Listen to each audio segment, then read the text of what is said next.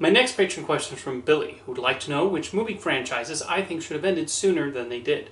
This is an interesting question because the thing with franchises is the potential is often there to take one in a new and entertaining direction, even if previous entries were stretching the concept thin. After all, some filmmaker could come up with a clever idea that reinvigorates it. With that said, there are a few movie franchises that maybe could have ended earlier, as later entries were either lacking quality or did not add much to the overall storyline. The first franchise I can think of that overstayed its welcome was Jaws. Jaws 2 was already stretching it by having Chief Brody deal with yet another shark. It also basically turned into a slasher movie with the shark going after teenagers one by one. With that said, I don't mind Jaws 2, as there are some decent elements there, and it's understandable why Universal thought there was potential in a continuation. Although with Steven Spielberg and Richard Dreyfuss saying no, and Roy Scheider making the movie through clenched teeth to fulfill a contractual obligation, that may have been assigned to stop there. Jaws 3 was when the series went off the deep end, as it became a bizarre cross-promotion with SeaWorld, and then Jaws the Revenge is just unintentionally silly. It's a credit to Spielberg's abilities as a filmmaker that these last two sequels did not ruin the credibility of the first film, although at one point it was suggested that the third Jaws movie be a spoof, as it was felt there was no other direction to take the franchise in. That was even one of John Hughes' earliest writing jobs in Hollywood, and Joe Dante was going to direct.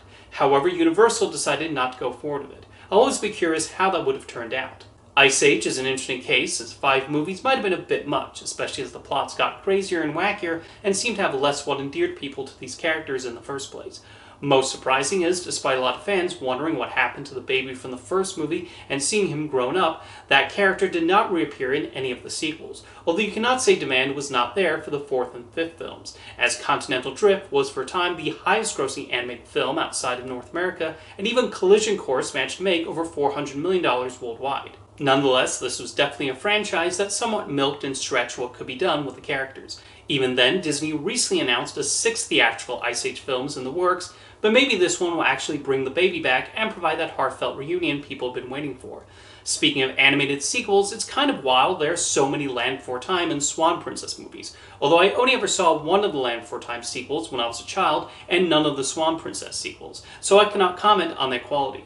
To me, it feels strange to say a franchise should have stopped at a certain point, because there will always be fans of later entries with those sequels meaning a lot to them.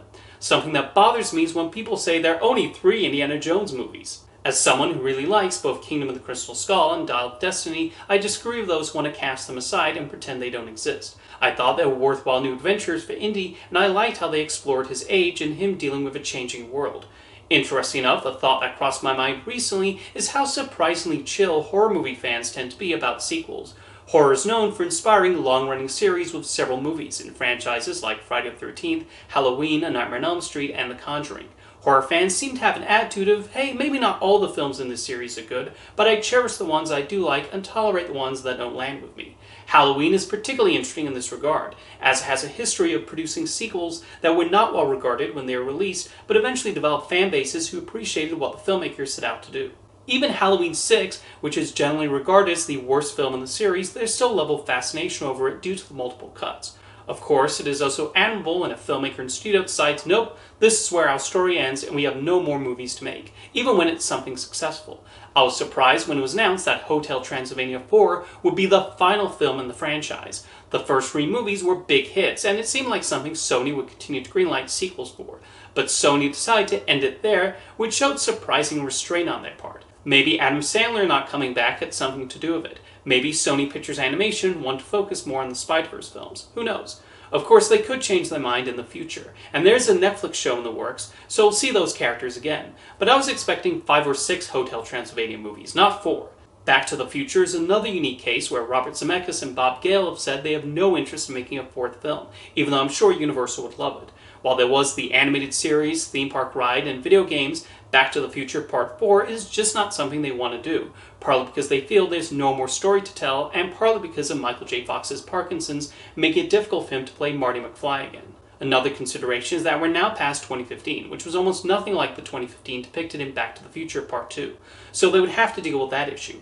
A part of me also thinks Zemeckis and Gale noticed the ugly side of fandoms like Ghostbusters and Star Wars come out after new films did not satisfy them, and maybe they don't want to see that happen to Back to the Future.